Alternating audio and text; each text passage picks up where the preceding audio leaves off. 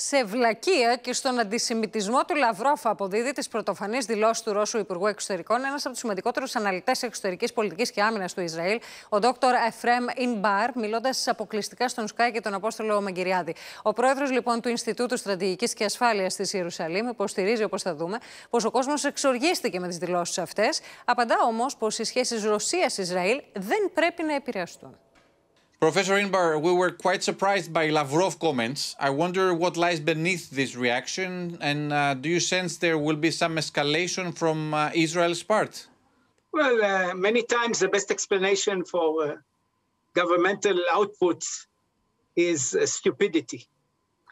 And I don't think that this case is an exception. And I don't think Israel will escalate. We want to have good relations with Russia. And Russia is a neighbor of ours in Syria.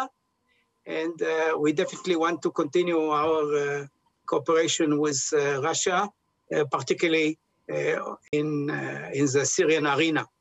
I understand that, but at the same time, I mean, Lavrov is a very experienced diplomat, and I couldn't just explain his reaction, and I couldn't only attribute it only on stupidity. Well, maybe there is, some grain of anti-Semitism in his personality, and this came out. Mm-hmm. But he didn't attack Israel. He just explained why Zelensky is a bad guy.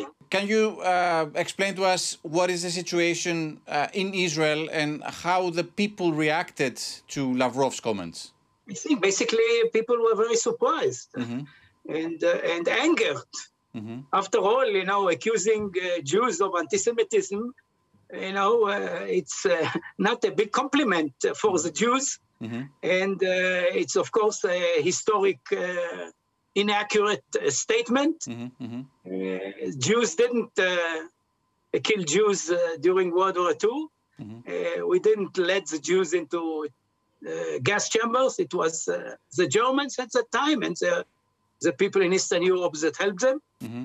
But no, sometimes we hear things and we are used already, to 2,000 years of maybe more of anti-Semitism.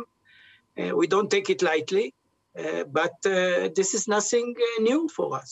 To what extent do you sense this episode affects Russia-Israel relations? And we were under the impression that Israel was trying to play the role of an intermediator in this conflict, but I sense this episode seriously undermines it.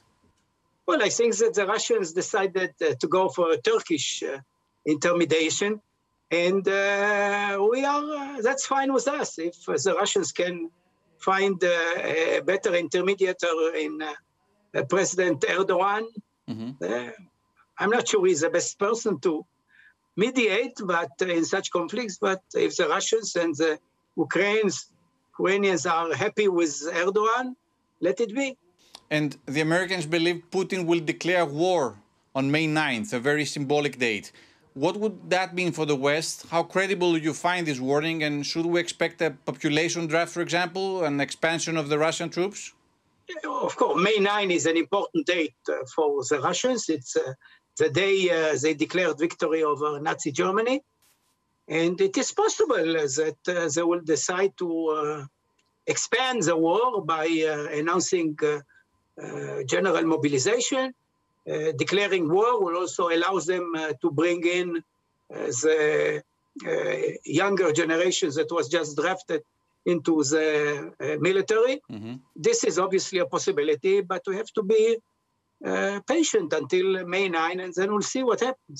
And finally, if I were to ask you, what is your outlook for the next weeks or months on the Ukrainian crisis, what would you say? I think that the war will continue. After all, Russia seems to be determined to come out with some kind of victory, something that can be described as a victory.